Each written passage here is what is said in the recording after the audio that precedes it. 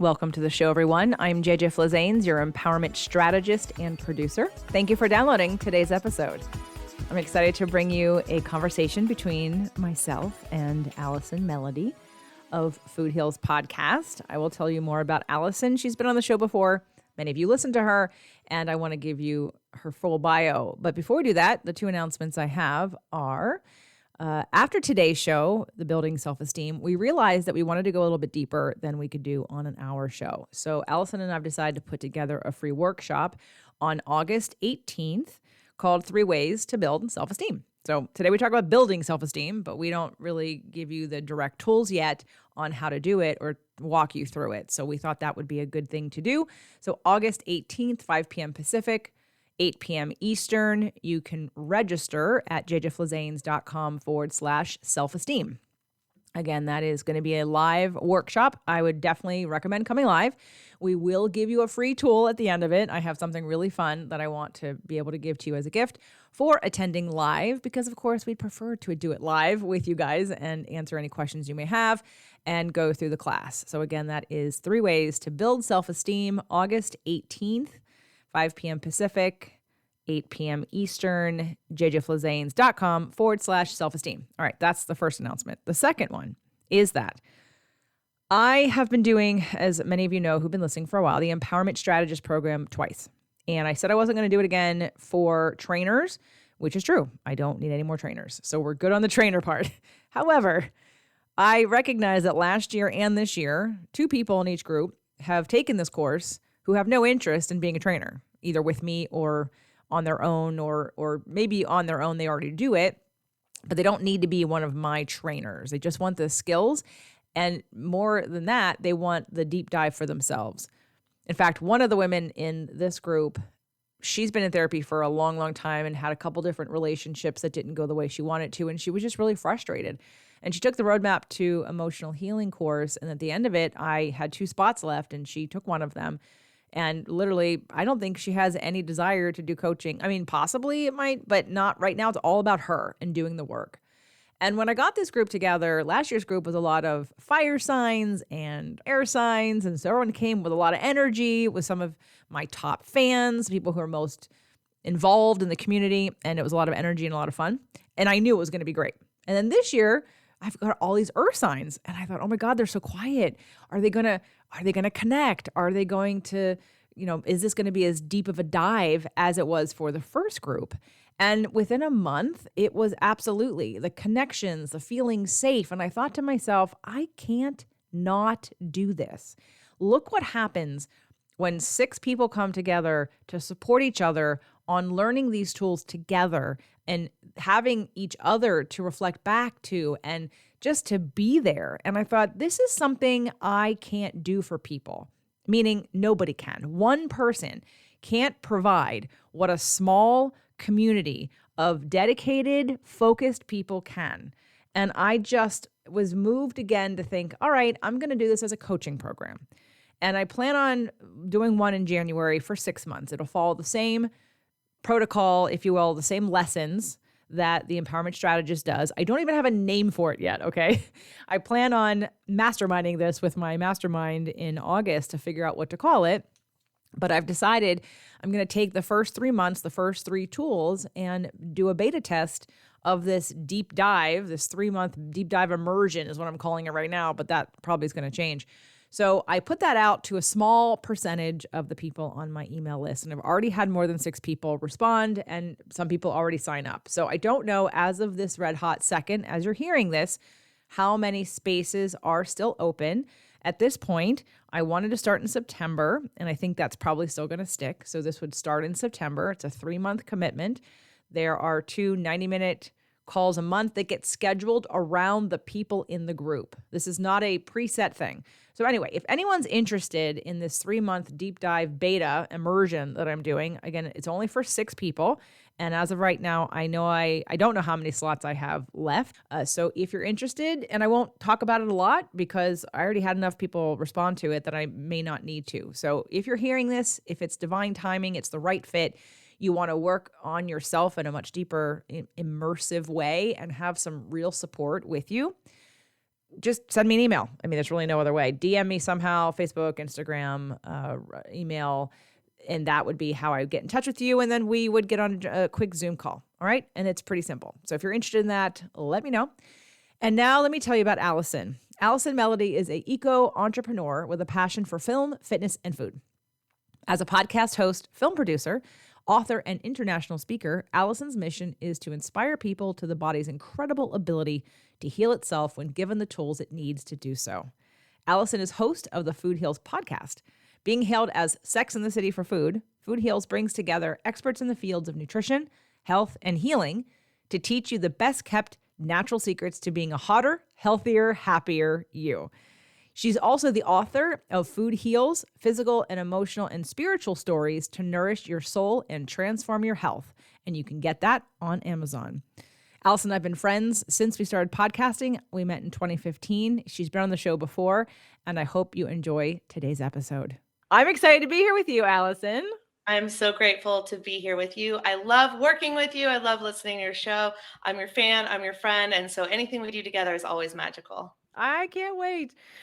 Ditto. I'm a fan. I'm a friend, obviously. Wish we wouldn't have moved. But anyway, maybe I can convince you to move back. But everyone's trying. Trust me, you're not the only one. It may happen. We'll see. But how this conversation is happening, why this is happening, is because I reached out to Allison to ask her to do a talk in my mastermind this year, a talk that she loves, that she feels really confident about, and really is very impactful. And that talk is?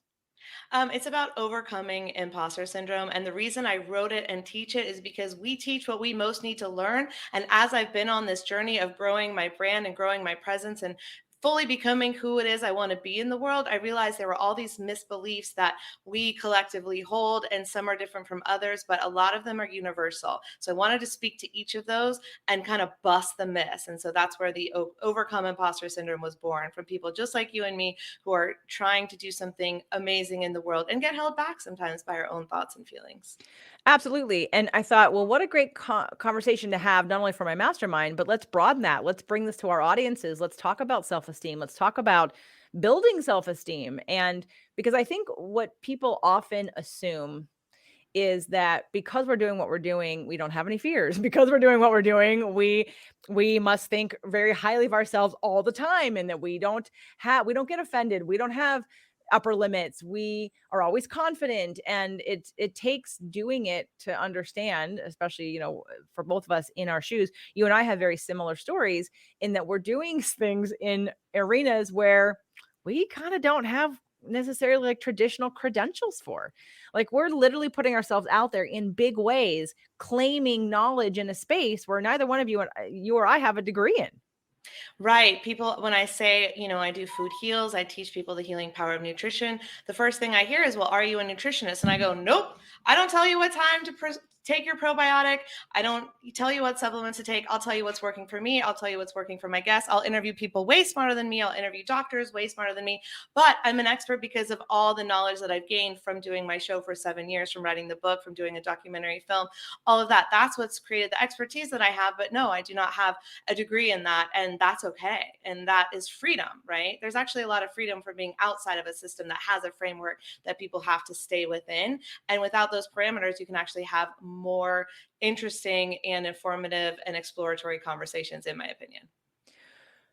I agree on this side of it. However, before I kind of claimed this, and you were actually at my very first live event where I did step into the room and say, as a personal trainer turned empowerment strategist, I was like, so here I am, and this is what I'm going to be doing. And and I said, I'm not an expert in law of attraction. And I don't know if you remember the response. I had a few people that went, yes, you are. And I was like, well, agreed, 100%. Yes, you are. We're not worthy. Well, but where is there a certification or anything that says someone is an expert in law of attraction, except in the fact that people see that you're using it, having results, and you're getting what you're wanting, and you're moving through things in a, I don't know, in a productive way, it works kind of way. So I even patted myself. And so I wanted to have this conversation in a broader way with Allison to share with all of you, because let's speak about my mastermind for a second. I have several people in there who are getting so tripped up about not, even though they are more credentialed in ways than we are, right, in certain areas, but they have this imposter syndrome. And it, yes, it's stopping them from their business. But I think that people have imposter syndrome in life, in terms of dating, in terms of worth, of like, I can buy a house, or I can treat myself well. I just got off a client call with a cancer patient I've been working with. And even she, when we first started a year ago, she makes tons of money. She's in a very successful biotech company, but, and she's probably listening to this, so shout out to you, know who you are. So she wasn't giving to herself. She Mm. wouldn't spend money on herself. She was cheap to herself. And in the last year of working with me and working together, like, that's one of the things that now she can claim. No, I now value myself enough to take the money that I earn very well and spend it on myself. And I don't have any guilt about it. In fact, I really enjoy everything that I'm doing. But it, when we're looking at, for me, looking at health concerns of people, let's say with cancer, because I'm working with a lot of cancer patients, and that idea of, I'm always about other people, and I have to, my job is to give to others. My job is to support others. And what happens is they lose themselves. So of course, because we're the example of what we think about ourselves, when the world doesn't treat you the way you'd like it to, the only person you can look at is yourself in the mirror to say, what am I not doing? Why do I not feel worthy enough? Why don't I have self-esteem to ask for what I want or feel like I deserve to get it? Yeah, I see that all of the time. And I think one of the missing components, and you know this, I know this, but it just needs to be said, is a lot of times when we are dealing with disease, as well as reaching upper limits and not being able to expand into who we're meant to be in this world, it's very often unhealed emotions within ourselves. And we're not dealing with those. We're not looking at those traumas, and we're not looking at those things that are holding us back from our greatness, such as, well, I have to do this because society says I do, or I have to do this because that's what mama taught me to do, when it comes to the people pleasing, or I have to support my family first, I have to put them first. Well, absolutely, but you have to put yourself first or you're going to die.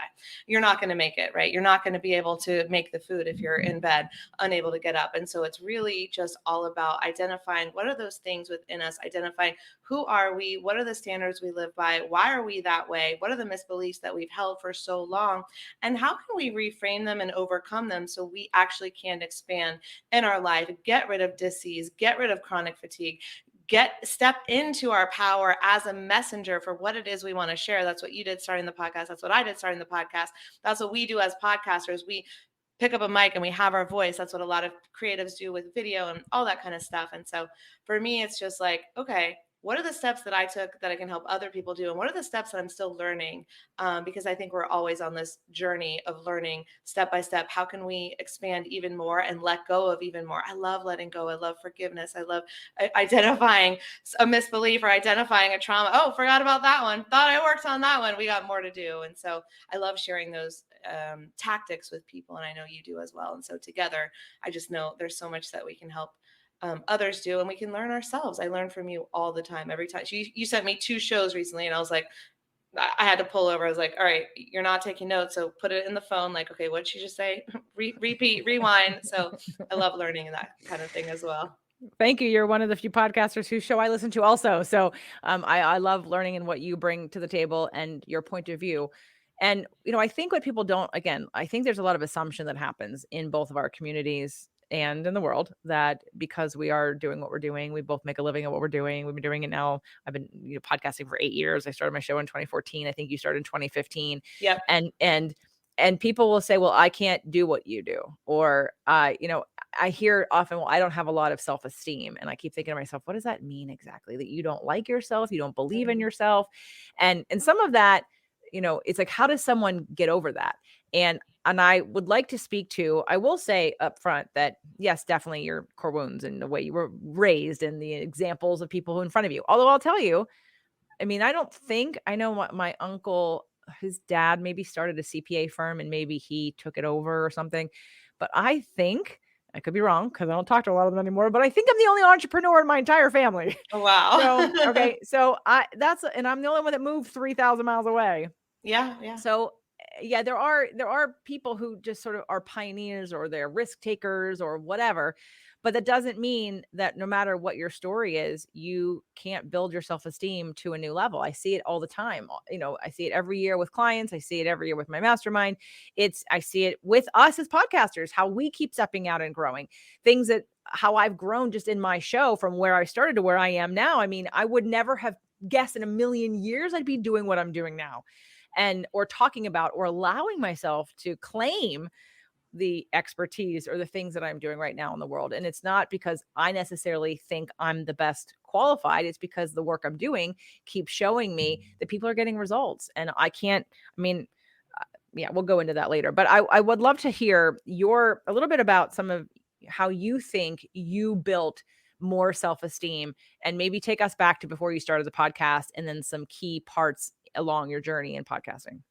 Yeah, and I think cultivating confidence goes along with a lot of other things that you talk about, that I talk about, like dealing with our traumas.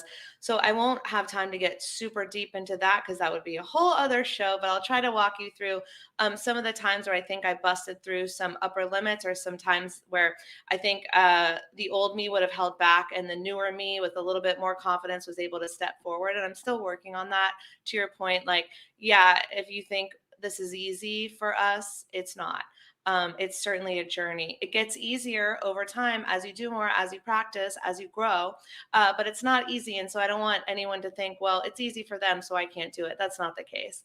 Like, we're all taking risks here. And for some reason, I've actually been a big risk taker my whole life, but that doesn't mean I don't operate out of fear a lot of times at the same time. So let me tell you what I'm talking about.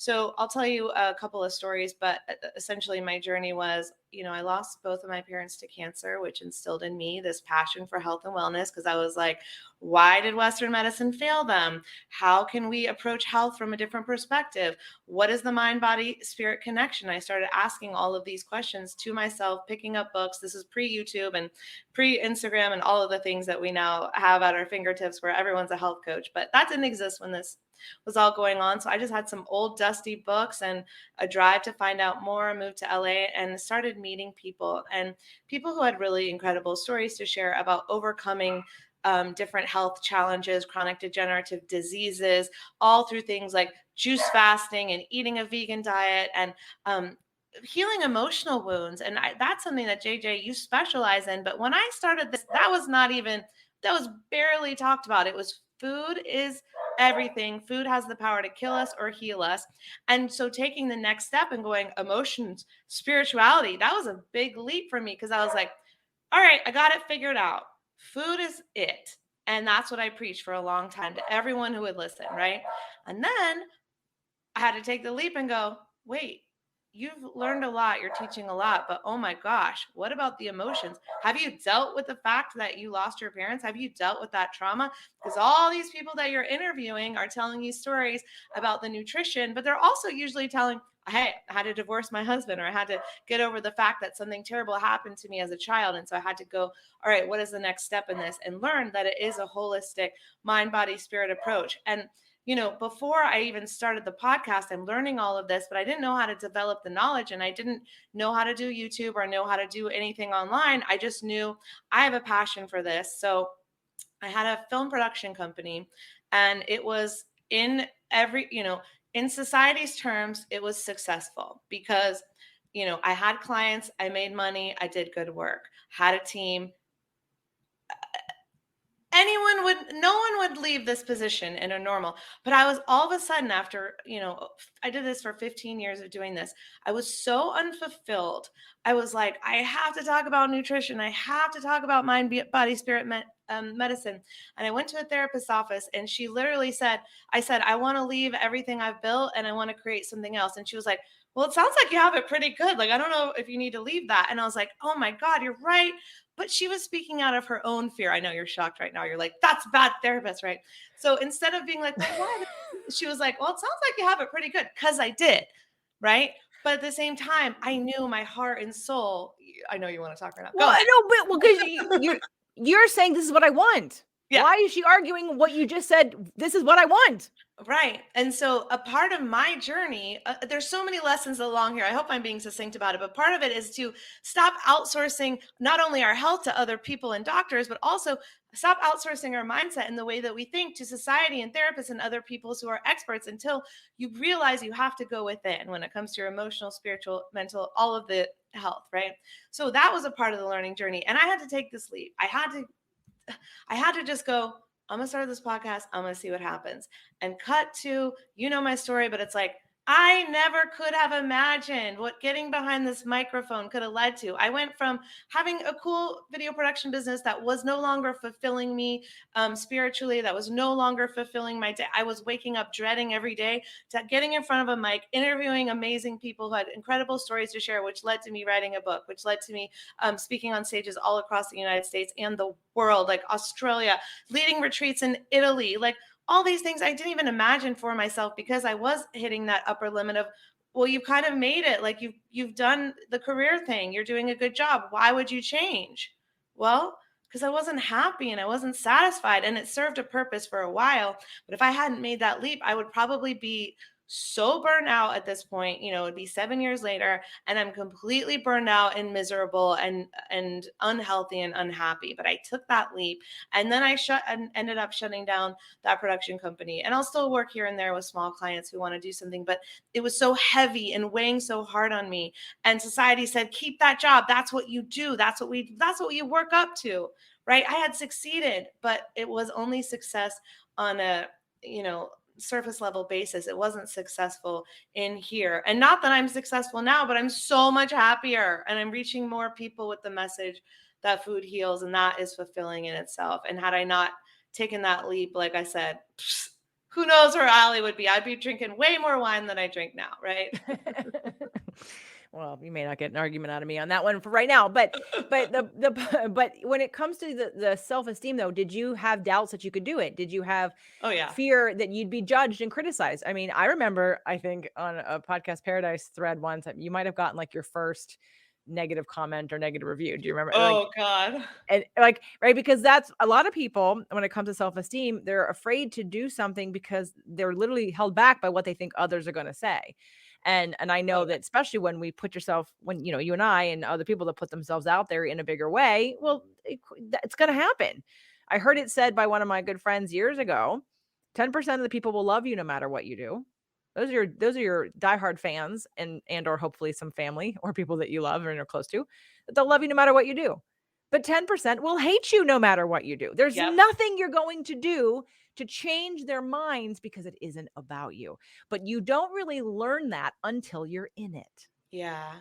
Yeah, no, I mean, we've gotten bad reviews since then. You know my story. I've been censored, I've been shut down, I've had hate emails, I've gotten horrible DMs. And does it hurt me? Yeah, but can I shake it off? I have to, because they literally say you haven't made it till you get your first bad review. And if you're not upsetting someone, you're probably not doing anything good in this world. And I'm not saying you have to go out there and be super polarizing or political or anything like that. But I'm just saying, like, if you have a hater, it probably means that you're reaching a lot of people. And so let's celebrate that. But was that easy for me? No. So I look at this quote. It's a really good quote. It says, though, when you're thinking about, oh, what are people going to think of me? Those who matter don't mind. They're going to celebrate you, like you said, whatever.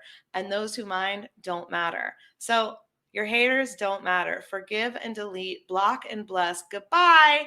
No, is it easy the first time it happens? No. But do you develop thicker skin over time? Yes. And when you are able to, and I don't answer the haters, but I can answer them in my head and make a point, then I know I am making an impact on the world, and I know my message matters. And so I think part of that confidence building is just brushing it off your shoulders and going, well, you're doing something that matters. Otherwise, you wouldn't even have someone mad at you right now. So pass the champagne.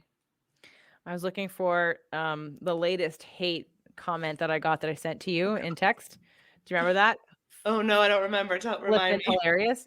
So so on the podcast, it becomes a safe world because not, I mean, completely safe, but people resonate with you, they don't, they stay on, they like you, they get to know and like and trust you. Sometimes they leave because they disagree with you. Okay, fine. YouTube is a different beast. And I learned that, and I stopped saying it, although I do say it a lot, that when someone comes on that they're searching, I'll say, welcome to the show, everyone. I'm JJ Flazanes. This is my show. I am an empowerment strategist, not a host. So what that means is I'm going to talk. And then I ask the guests, so such and such, where can they find more of you in case they don't like me? And I say, if you don't like me, totally cool. You don't have to like me. I'm not here to try to get you to like me. But if you definitely don't like me and you want more of said person, then I, in the beginning of the show, ask that person where they can go find more of them. Do they have a YouTube channel? Do they have, more videos somewhere? And then it gets that out of the way, and it's actually decreased my comments by a lot. I So like that. It's a great strategy. well, because then it just diffuses people. And then I've got in the audience of my fans, like one person has written to me and said, "Will you stop saying that? Screw them all. Who cares? Stop saying that if they don't like you. Like we don't care if they don't like you." And I said, "Thank you." Like I could hear her love for me in there. And then I have other people that say, "I actually, the more you say it, it really hits me. Like I really shouldn't care what other people think about me." And so it really helps to reinforce in me that that not everyone's going to like me, and that's okay. So it's Right. funny that I've gotten mixed feedback, but there was one, and it was, so I have the timestamps, and for those of you that are on the video, and for that person who wrote this, I won't say your name, and I don't know if it's a man or a woman. Oh, I think it's a woman. Anyway, it was under, and you can all see it if you're here. It's under the inner child work with Terry Real, and this person wrote, okay, this was at 3:13 p.m. on like a Friday or Saturday. This woman is completely nuts, totally self-absorbed. Why have a guest if you're just going to blather on about yourself? Bizarre. All right. Well, this person kept watching because 20 minutes later at 3:33, they wrote, "Thank you so much for sharing your vulnerability and honesty. I really respect you for it. Fantastic episode. I really learned a lot from this exchange. What a great guest. I just ordered his book. Thanks to both of you." Within That is 20, fascinating. right? And I was like, I had to Photoshop this or put it together, screenshot it, because it's proof of a lot of people, and this is what social media does to you, right? Like you get to be behind, like you wouldn't say half the shit you say on social media to people in their face. You would No, never you stand in wouldn't. front of someone and abuse Insult them, them. Yeah. right? And shame them. You wouldn't say that if they were standing right in front of you. But you put yourself out there, and people get to hide behind their computers and hide behind Mhm. their phones and behind their pictures, and they get to say mean things, or they get to project. And that's what this Yeah. really is. And Yeah. so again, I understood this, but I thought it was hilarious that 20 minutes later it went from she's nuts, me, to, "Oh my God, thank you so much for your vulnerability. Thank you. A fantastic episode." Right? Like in the same 20 minutes. And they didn't stop watching. Some people definitely start, get triggered, and then leave. Cool. Okay. But but was I always able to handle this so well? Absolutely not. Right. Absolutely not. There would be times when this first started that I would cry. There would be times when this first started that it would really weigh on me, and I would really carry it around with me for a long time. And it's really a reflection of what's wounded inside of me, right? But the more you understand yourself, the more you heal yourself, the more you understand people and what's really going on for them. And this dynamic of being out in the world, or not even being out in the world, just being in a family. People project shit all the time on you, and it's not about you. But until we learn how to identify when it's about us versus it's not about us, then Mhm. you keep basing your self-esteem on other people, Yeah.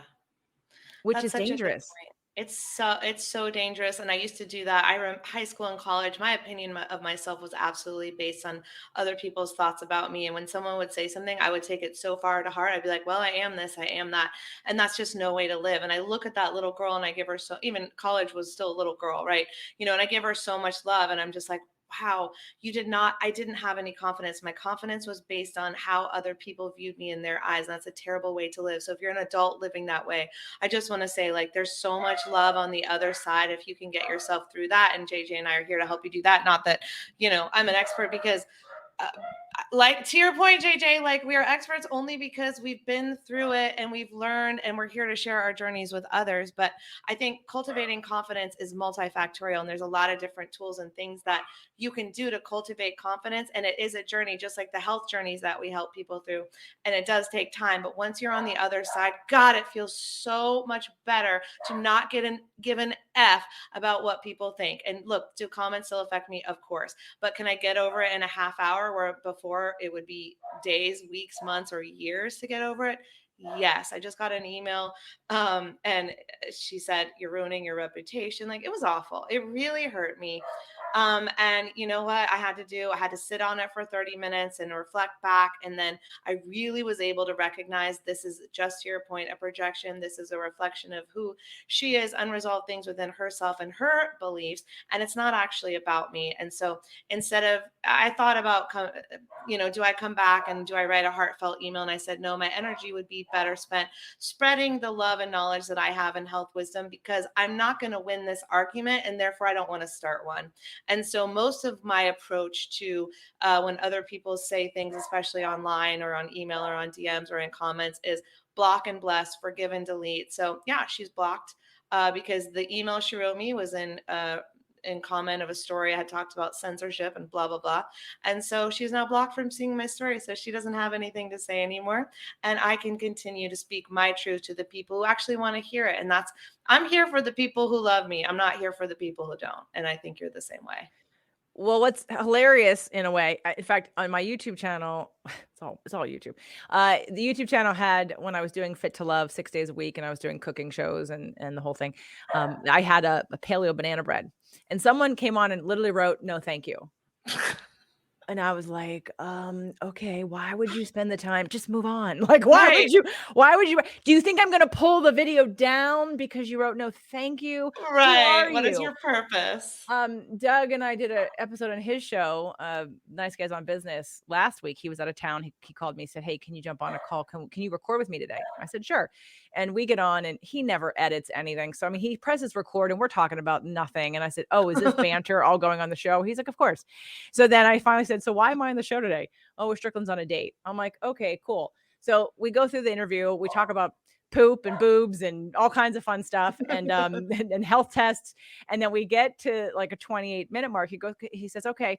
He goes, "Okay, babe, I have another question to ask you, but I'm gonna say, for those of you know, we're getting to the 28-minute mark, and I know that's probably when a lot of our audience loses interest." And I said, "Hold on, how do you know that?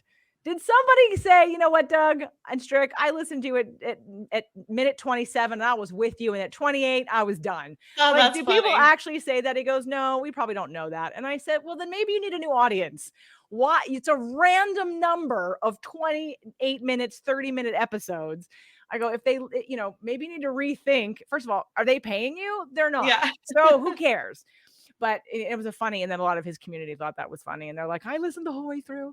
But we do make these, like, we put it in out of context, and we forget, especially when you're out there, talking about things that you're interested in and things you want to share, going back to thinking of, like, again, self-esteem and how we put ourselves out there. And for those of you that are listening to this right now and are watching,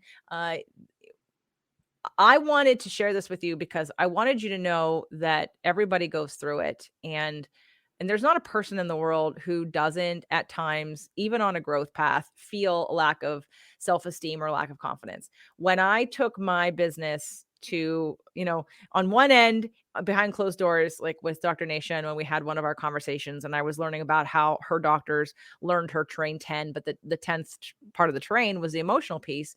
And it came out of me. I mean, I didn't even think about it. And I was like, "No, me. Like, what are you teaching them to do? Like, that's what we do. That's what I do. That's what," and I kind of claimed that. Right. So I went and I claimed that. And then when she put me in front of everybody, I was like, "I'm talking to doctors. I'm not a therapist. But yet I'm claiming that I know how to do this," which I do. But Right. it's the minute that you have that opportunity, like you've said, "I'm good at this," and then someone like hands you, "Okay, go, you're good at this." And I'm like, "Oh my God, I'm upper limiting." So I want everyone out there to know that if it's leaving a relationship because you don't think you can get better than what you're in, leaving a job, or asking for, one of my clients right now in the mastermind, she's been in her job for 35 years. And when she joined the group, she said, "You know why I joined this group? Because I wanted to break my patterns." So we all meet for the first retreat in Myrtle Beach, and we're listening to her, and we're trying to help her, like, start her side business, and listening to what she wants. And we're all kind of kindly suggesting that just for practice, maybe you want to make a new resume and just see what else is out there. You don't have to leave your job. You don't have to quit. No, no, no, no, no. I don't want to do that. I want to do that. I love you, Linda.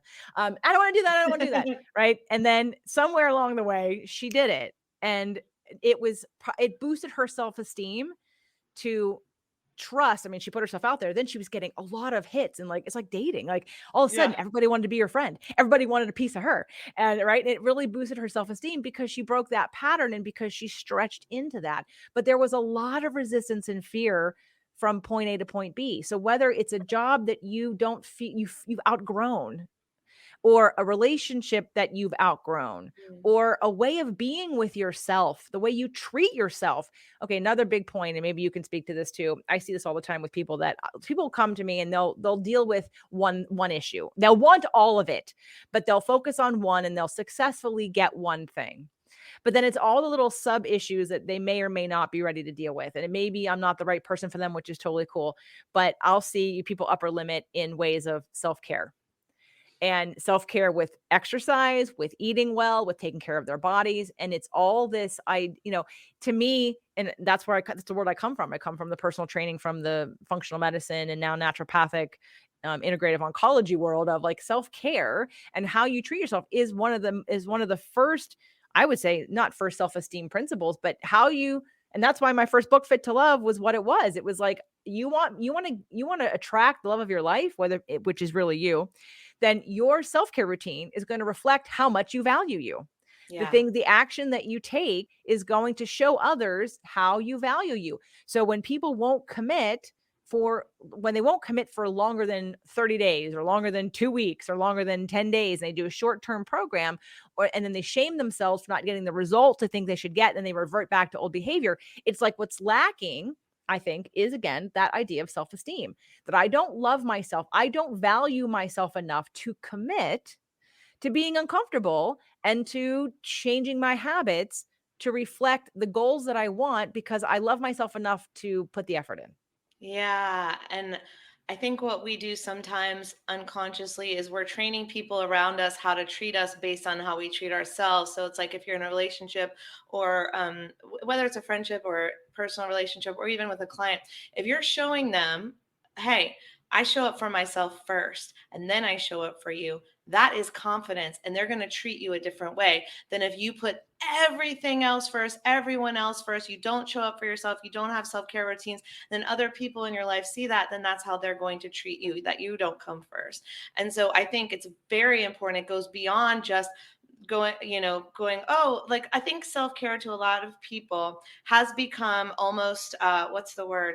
Almost like Punishment. something, well, not punishment, elitist. So it's like taking care of yourself. Self-care means, oh, I get a massage.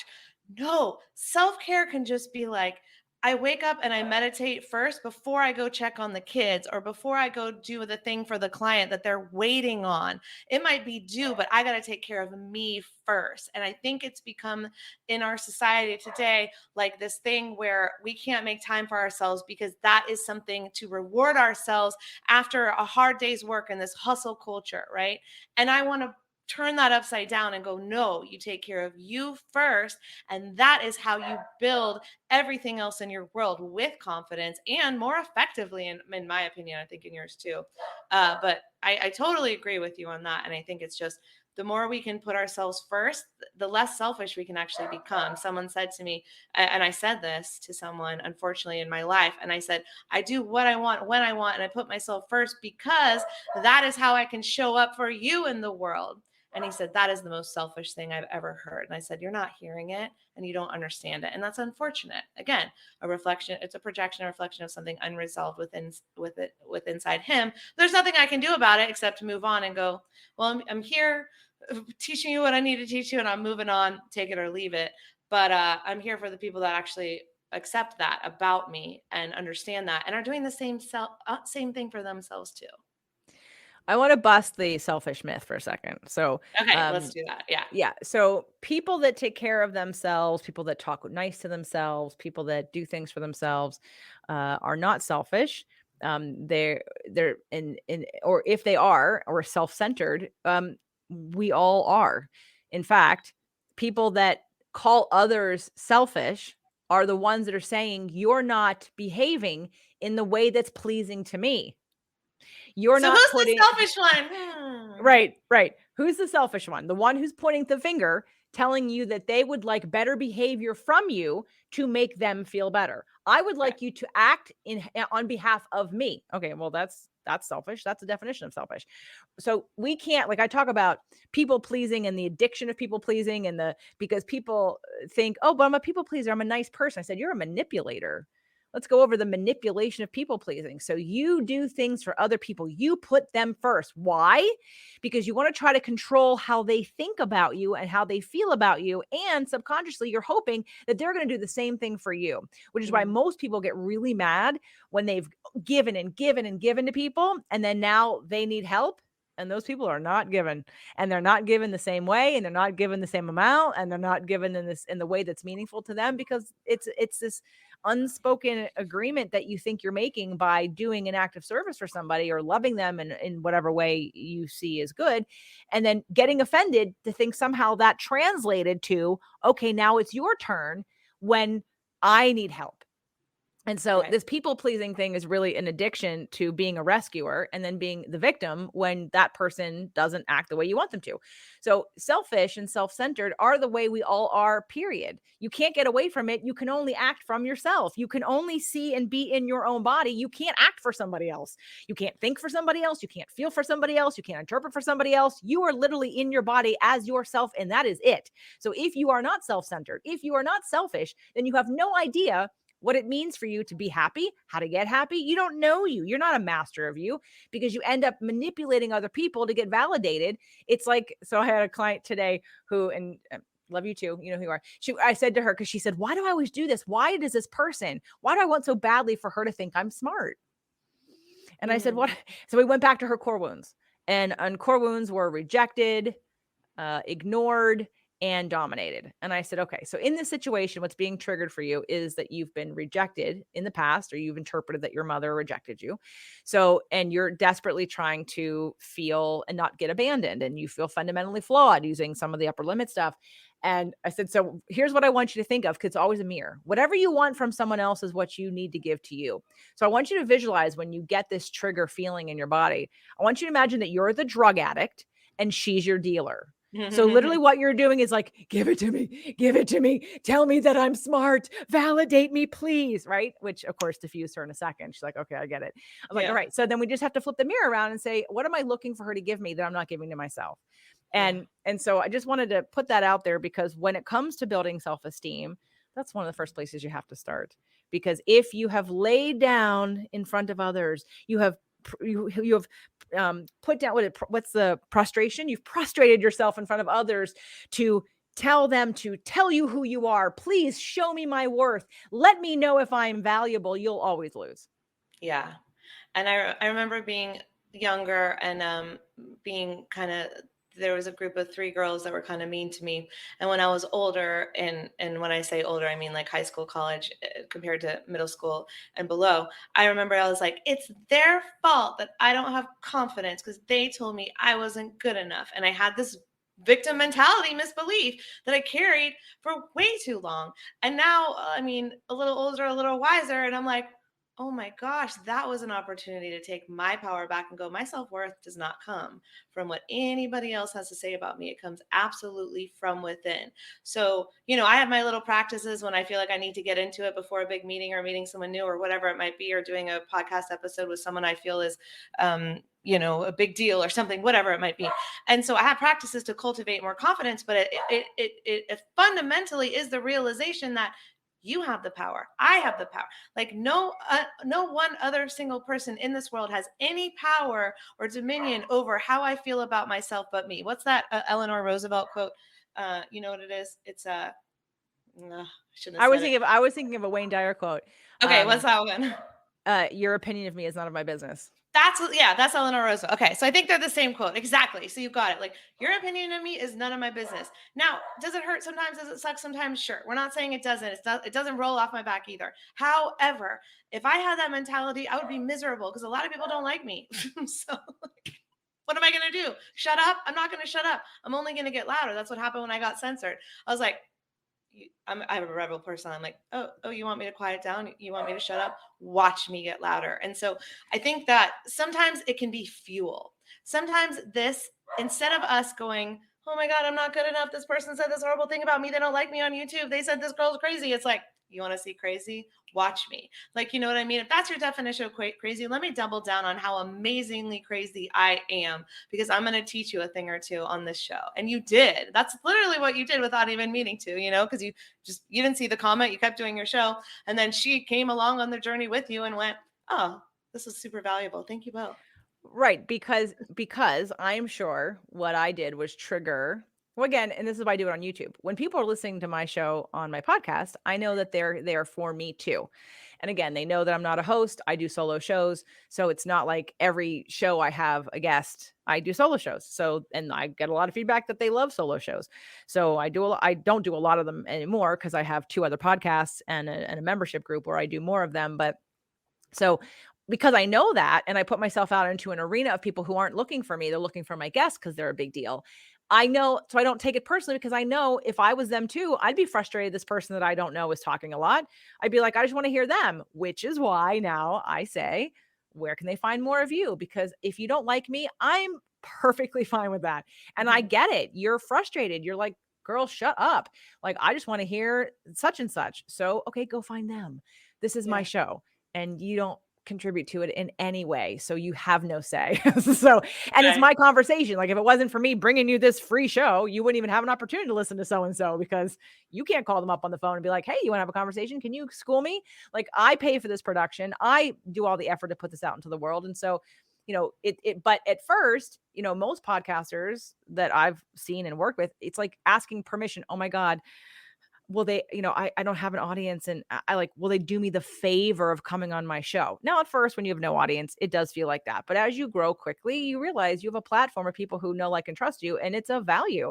And you have to, so I stopped bringing on people. I have repeat guests on all the time because it's about relationship building. And I say no to most people that try to pitch me to be on the show because it has to come from my journey, this conversation that we're having, which is why you and I are having this conversation right now, because what I'm seeing, the trend I'm seeing, the thing that keeps coming up. I just finished my roadmap to emotional healing course, which deals with some of these core wound issues and being able to identify them and then your patterns and how to break them and how to identify what your needs are.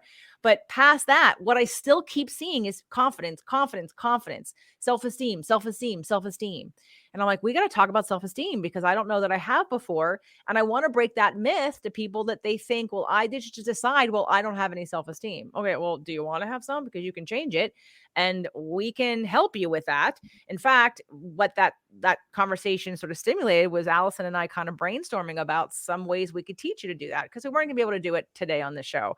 So we're actually doing a free webinar and we're going to invite you to it called the 3 ways to build self-esteem. So we talked about building self-esteem today. Well, we're going to give you 3 ways 3 steps, right, to build self-esteem. And you can implement these into your life. It's completely free to take this webinar with us. It will be recorded and we will share it with you, although it may only be a 24-hour recording. But we just want to help you in a different format. We want to be with you. We want to have you there asking questions. We want to be able to answer the questions and not like what we're doing right now is recording and there's only going to be feedback in a comment below this video or somewhere on a Facebook group that we have, or maybe someone's going to reach out and send a note. But we wanted to be able to help you, give you tangible tools to understand how to and why and what, like, where do I even start with building self-esteem? Yeah, and I just want to say, like, if you're hesitant at all, this works for you no matter who you are, no matter what you've been through, no matter what labels you put on yourself, like, oh, well, I'm an introvert, right? People think that I'm an extrovert. I am so introverted. I need so much downtime. Like, I need so much prep time before going out in the world. I know you're more of an extrovert, JJ. And so I just want to share that, like, you might think our energies are similar because we're just talking, talking, talking, talking. We used to talk for hours and we're so much fun. And I think we're a blast. But, anyways, I'm still super introverted. And these same strategies will work for me, will work for you. And I'm also a rebel personality. You may not be a rebel personality. That's okay. You're a people pleaser. That's okay. These strategies will work for anyone. We're going to identify, okay, where are you? And then you can take, everyone can take these tools and use them in their own way. So that's why I wanted to share in case anyone's like, well, I don't know if it'll work for me. It will. It's funny because I actually want to do a show on introvert versus extrovert. One day in my somewhere I'm going to do it. I keep talking about it, but nonetheless, so I want to conclude because this is a big topic and I wanted to sort of scratch the surface with it. I just want to give a few little stories. Maybe you can share any that you have, like big deals, like a big deal. For me, for those of you that don't know me, if you're listening to me on Food Heals or you're watching this on YouTube, I have a personal training background. And what I learned, but I have an actress background. I was an actress, a singer, a dancer. And what I've always really enjoyed doing is helping people sort of, I've always asked that conversation about the why. Why does someone do? Why do they react the way they react? Why do I feel the way I feel? I've always been that seeker. And it's led me down an emotional path, both from the point of view of when you're an actor taking on someone else's point of view. That's what I love the most about acting, is that you get to leave your story, right? You leave your life and you're in someone else's story. You get to look from a different point of view that you might not have. And that's super fun. It's also valuable if you can take the lessons from that. So between that and then learning astrology, and then with my clients, especially in the last 10 to 15 years, trying to save my marriage and learning all of these tools to do that, I would then, and again, I'm always learning and growing. Law of attraction, I would see how it worked for me and I'd want to help others.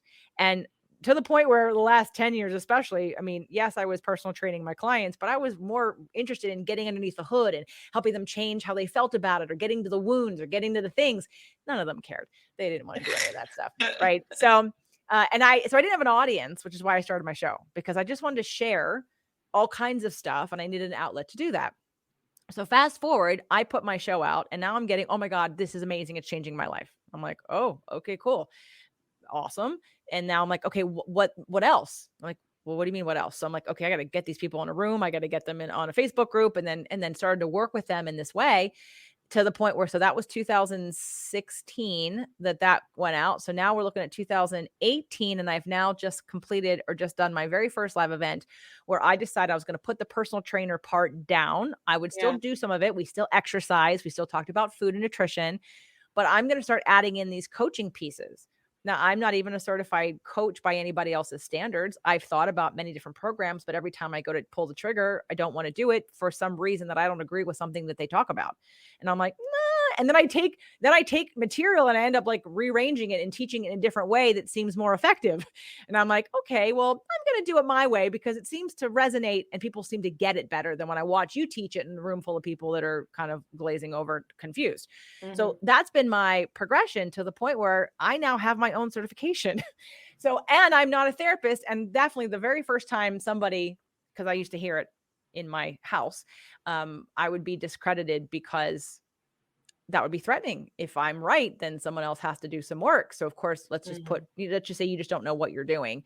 Yeah. And you don't know what you're talking about when it comes to me, even though I'll say, you're very smart with everybody else, but no, it doesn't apply to me. So here I am, doing therapy things, if you will, and I've been to plenty of therapists, and I've had mostly not great experiences, but I had a few good experiences and one at the end that was really good. But I come out of this and I see like the matrix of the therapy model. And I'm like, God, it just, people go for years and they just don't get anywhere. And they just keep complaining about the same things. And so finally I just said, you know what, I'm going to do this differently. I'm going to take these tools that have changed my life, and I'm going to teach them to others. And so when I first got that first negative comment, JJ's not a therapist, that one hurt. Yeah. Because that was my fear. Yeah. But then after I sat with it, I'm like, and I'm so glad that I'm not, because I have to follow your goddamn rules that are so dumb to keep people in a story that keeps them victimized for years. So I was like, thank God, because there are a lot of rules. You said that, like all the bureaucracy, if you will, of staying. You said at the very beginning, the freedom that comes with not being credentialed, if you will, in certain ways, because then you can kind of operate in a more curious, and here's how I prove it way. Let me show you the data. Let me show you the science. Let me show you the research. Let me show you the books that talk about these things. I'm not just hiding behind a credential and giving you recommendations. I'm actually showing you where I got it from. And so for me, that was the first really hit me under the belt kind of comment, but it was such a blessing because it made me realize all the things that I do that are so much more impactful to some people, not to everybody. And it made me appreciate my approach uniquely that I didn't. So I've literally gone from personal trainer to empowerment strategist with my own certification, teaching others who want to do what I do. I can't teach them how to think like me in my brain, but I can teach them, some of the tools that I use, and it's super fun and it's so transformative. And yet, guys, I don't have a degree in any of this, right? But yet people will, Dr. Miriam Raha was on my show last week, and then we did a live, and she's a triple board certified physician. She's also a naturopathic. No, she's not naturopathic. She's triple board certified. She is an acupuncture medicine practitioner, and she is an Ayurvedic practitioner. And she must have said to me 3 times, you're brilliant. Like, you just realized what you just said is like, there's like 3 theses in that. Right. And I was like, oh, thank you. And I took it in. I took it in, and I'm like, I didn't need it. It felt good coming in though. I'm like, I know what I do works. I know that I'm not for everybody, but that's with everything. That's with what you do for a living. That's who you are in relationships. That's who you are in your workplace. That's who you are in your family. When you start to build your self-esteem, or when you want to change something about your life, you have to start with this piece. And it's not a, a 180. It's a process. But we want to help you get on the road to it. So, I've been able to do it. Allison's done it. She's gone from, kind of asking permission and then just blaring it out to the world. And now she's out there doing her thing, right? Because she knows what she knows. She knows who she's helped. She knows who she reaches. And because she has a few people that are naysayers, we're all going to, that are going to be threatened with the work that you're doing because it may make them look bad. Or because they think what you're really doing may make them obsolete also, right? There's all of that stuff that gets intertwined, but it's been our journey together, both of us. Neither one of us have a degree formally in what it is that we're necessarily doing, but we both have a very successful, committed, active audience with plenty of testimonials about transformation, change, freedom, health, healing, happiness, the things that you're all here searching for. So who cares where it comes from? Yeah, and to your point, I think about this sometimes like, okay, I went to college, I got a degree in film production and communication studies. Do I consider myself an expert in that? Yeah, but half of the things that I learned back then are completely obsolete now. So the programs we used back then don't exist. Some of the things that we learned in film school, like never do a jump cut. YouTube is all jump cuts. Like everything I learned in film school is no longer existent. And so very often those credentials don't mean much after a certain amount of time has passed. So I'd rather work with someone like you who I found online, listened to your podcast, realized we were in alignment and I know, like, and trust you. I'd rather work with you. And it's the same with when it comes to anything that we're doing in the world. For example, like for me, it's like, people don't really come to me for nutrition advice, but they come to me for resources. And I've got better resources than their Western medicine trained doctor because their Western medicine trained doctor is not schooled in nutrition. So I'm sending them the information that I'm getting, the scientific studies and the nutritional supplements that work for certain diseases that come from my functional medicine doctors who are trained in a very different way. And so I guess the point is just that, to your point, like, what does a degree actually mean and what does it credential someone for? Now, for some things, I don't want my surgeon that's just an Instagram influencer, Right, right? right, right, right. But when it comes to health and wellness and taking care of ourselves, I want to speak to people like you. It comes to the psychology of who are you following online? Like I follow a woman who writes about narcissistic disorder because I want to learn more about what that is because I've experienced it in my life and I'm able to recognize it faster now. I don't know if she has a degree. I don't care. What she said online absolutely resonated with me. I was like, she gets it. This is what I went through. Oh my God, follow, learn more, right? Now, I'm a super fan of hers. Same with nutrition. Everyone that I follow is not a Juilliard trained whatever or a master Michelin star restaurant chef, but gosh, they make really amazing vegan meals. That's what I follow that I want to make myself. So I don't care where they went to school. I don't care what degree they had. I know they got their degree in the kitchen. Literally could care less.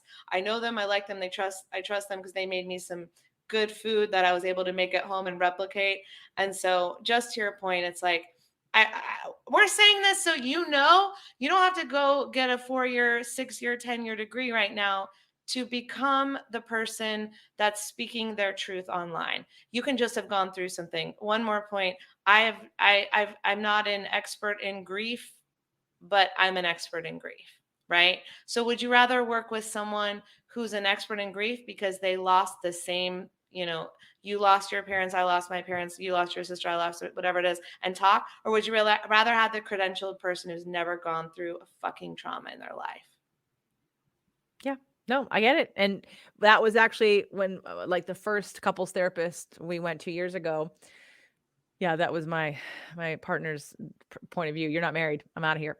Like, if you haven't had a marital spat, if you don't know what it's like to be with a partner that you've married and then you're having problems with, and again, whether that be right or wrong or short-sighted or not, because I chose someone specifically for a type of work, I had to respect that, if I don't feel like you can relate to me, that's going to be a disconnect from the beginning, regardless of what letters you have behind your name or Yeah. lack of letters, right? Again, no disrespect for people, those of you that have degrees and things, all power to you. We're trying to tell people who, in fact, I asked my very first coach, do I need to get the coaching certificate? She said no. I asked my last therapist, do I need to get certified? She said no. Not that I needed them to tell me, but they both validated that no, you like basically you are enough. You don't need to get any of these numbers, letters, or whatever credentials to validate. Although at one point as a personal trainer, I definitely wanted to get a, because people wouldn't listen to me. And boy, when you're 20 something years old and you have all this knowledge that you want to help people with who don't care to be helped, you like, if I just got the doctored little thing at the end, you'd listen to me because you listen to the other people. But no, but that's a different story altogether. So if we can help you, if this resonates at all with you, if you like to learn how to build more self-esteem than where you are now to get more of what you want, more love, more happiness, more joy, more peace, more money, more exposure, more opportunities, whatever it may be.